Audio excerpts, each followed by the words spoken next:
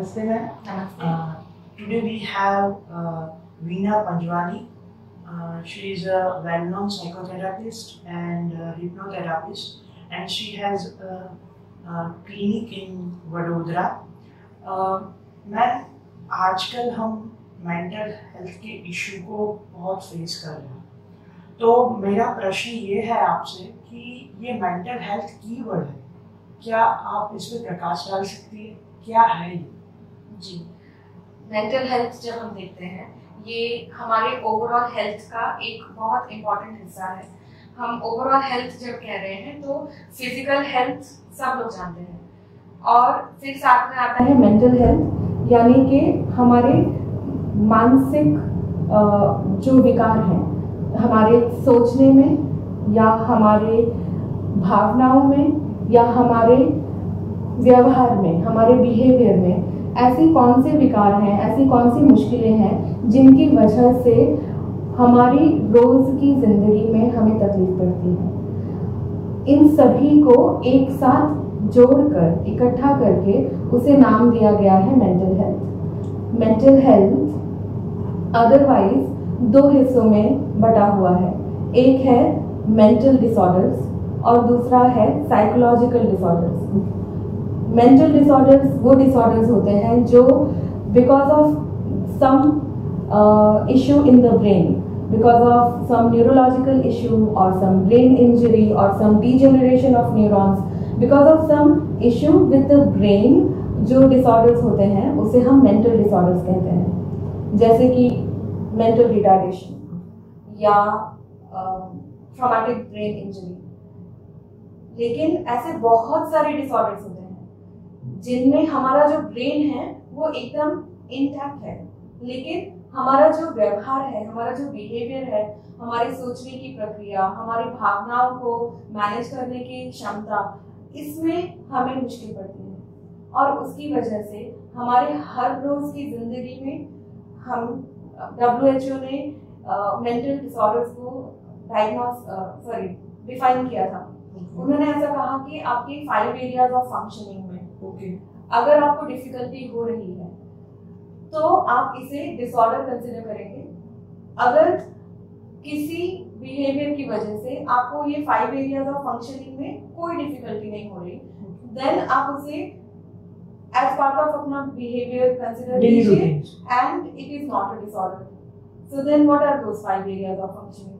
One is your intrapsychic, जो आपने आपके साथ रिलेशन है। Second is your personal relation, जो आपके इमीडिएट लोगों के साथ रिलेशन है, for example your family members. Third is your social area of functioning, जो आपका अपने दोस्तों के साथ या नेबरहुड में, स्कूल में या आपके वर्क प्लेस पे कलीग्स के साथ, उनके साथ जो इंटरेक्शन है, उनके साथ जो बिहेवियर है, वो है हमारा सोशल फंक्शनिंग। फिर आता है ऑक्यूपेशनल लेवल, कि मेरे किसी बिहेवियर की वजह से वर्क प्लेस पे क्या डिफिकल्टी हो रही है, या एज स्टूडेंट्स जैसे कि स्कूल नहीं जाना या होमवर्क ना कंप्लीट करना, इतना ज़्यादा कि उसकी वजह से मुझे खुद तकलीफ हो, तो हम कहेंगे कि मेरा जो बिहेवियर है वो प्रॉपर्ली नॉर्मल नहीं है, शायद डिसऑर्डर्ड है। ऑक्यूपेशनल, जैसे मैंने कहा कि कुछ वर्क है जो सबमिट नहीं होना, बहुत सारे प्रोजेक्ट्स में पार्टिसिपेट करना और किसी भी प्रोजेक्ट को कंप्लीट ना करना।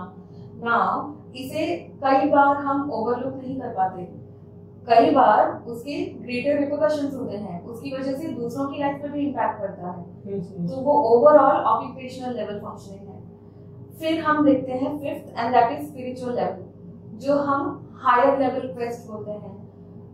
और इसमें बात आती है कि क्या हम हमारे फिजिकल वर्ड से ही लिमिटेड हैं और हम हर वक्त सिर्फ फिजिकल चीजें ही पाने के पीछे उस होड़ में लगे हुए हैं, और अगर नहीं मिल रहा तो डिफिकल्टी हो रही है, या कुछ एग्जिस्टेंशियल लेवल क्वेरीज हैं, जैसे कि मैं कौन हूँ, मेरी लाइफ का पर्पस क्या है। ये सब जो क्वेश्चंस हैं वो स्पिरिचुअल लेवल फंक्शनिंग में जाते हैं। अब ये पांचों एरियाज ऑफ फंक्शनिंग में अगर मुझे डिफिकल्टी हो रही है, मेरे किसी सोच की वजह से, किसी इमोशन की वजह से। तो थिंकिंग, इमोशन एंड बिहेवियर। अगर मेरे थॉट, इमोशन या बिहेवियर की वजह से डिफिकल्टी हो रही है तो उसे हम साइकोलॉजिकल डिसऑर्डर कहते हैं। अब मेंटल हेल्थ इतना इम्पोर्टेंट क्यों है? क्योंकि जैसे हमने एरियाज ऑफ फंक्शनिंग देखी, हम ये देख रहे हैं कि हमारे हर रोज के काम के लिए एक प्रॉपर मेंटल हेल्थ लेवल जरूरी है। अगर हम मेंटली हेल्थी नहीं हैं किसी भी एक एरिया में भी, तो उसका इम्पैक्ट मेरे दूसरे एरिया ऑफ फंक्शनिंग में भी पड़ता है। उसका इम्पैक्ट मेरे आसपास वाले जो लोग हैं उनके ऊपर भी पड़ता है। उसका इम्पैक्ट मैं जो काम कर रही हूँ उस पर भी पड़ता है। तो हम ये समझ कर सकते हैं कि उसका इम्पोर्टेंस बहुत है हमारे, बहुत ही ज्यादा है। इसके साथ जब आप ये सवाल पूछ रहे हैं कि टैबू बहुत ज्यादा है और मेंटल हेल्थ इम्पोर्टेंट है, तो क्यों इम्पोर्टेंट है? तो इसका एक अहम हिस्सा ये है, जैसे मैंने कहा कि मेरी थॉट्स की वजह से मुझे डिफिकल्टी हो रही है, या मेरे इमोशंस की वजह से मुझे डिफिकल्टी हो रही है, या मेरे बिहेवियर की वजह से हो रही है, तो पूरा का पूरा ओनस किस पे आ गया? मेरे ऊपर आ गया, राइट? तो अगर मुझे कोई फिजिकल डिजीज है, मान लो मुझे बुखार आया, तो क्या कोई भी मुझे ब्लेम करता है कि मुझे बुखार आया है? नहीं। लेकिन आज भी जो लोग मेंटल हेल्थ इशू को फेस कर रहे हैं, उसके साथ जी रहे हैं, वो पहले तो वो खुद को ही सवाल करते हैं कि मैं ऐसा या ऐसी क्यों हूँ, फिर उनका परिवार उन्हें सवाल करता है तुम ऐसे क्यों हो, और फिर उनके आसपास वाले लोग कई बार उन्हें समझ नहीं पाते, कई बार उनका मजाक उड़ाते हैं, और हम देखते हैं कि एक सिचुएशन ऑफ मिसफिट तैयार हो गई। और उसमें एक तो मेरा स्वास्थ्य पहले से अफेक्टेड है, उसके बाद मेरे आसपास की सिचुएशन ऐसे हैं कि उसकी वजह से भी मेरा स्वास्थ्य अफेक्टेड हो रहा है। और जो टैबू है वो इसलिए बढ़ता जाता है क्योंकि हर बार ओनस ऑफ रिकवरी पेशेंट या क्लाइंट के ऊपर डाला जाता है, जो फिजिकल डिजीजेस में नहीं होता। अगर किसी को जॉन्डिस हो या किसी को मलेरिया हो तो उसका बहुत ही आसान हमारे पास जवाब है ना कि इनको जॉन्डिस इसलिए हुआ क्योंकि हेपेटाइटिस का उनको इन्फेक्शन हुआ, या इनको मलेरिया इसलिए हुआ क्योंकि उनको मच्छर ने काटा, या किसी को डेंगू हुआ, या किसी को कैंसर हुआ। लेकिन मेंटल हेल्थ में अगर कोई कहे कि मुझे एंजाइटी हो रही है, तो एंजाइटी क्यों हो रही है? अगर कोई कहे कि मुझे डिप्रेशन है, तो तुम्हें डिप्रेशन कैसे हो सकता है? तुम्हारे पास तो सब कुछ है। जैसे ही ये सवाल आता है, वैसे ही उस इंसान के अंदर that situation of misfit create हो गई और सेल्फ डाउट क्रिएट हो गया, and that self doubt is the basic premise of fault in thinking styles. So we know a term that is aiding and abetting, which is like अगर कोई situation है जो खराब हो रही है, तो वो situation खराब होने के लिए कौन से factors हैं जो उसमें contribute कर रहे हैं।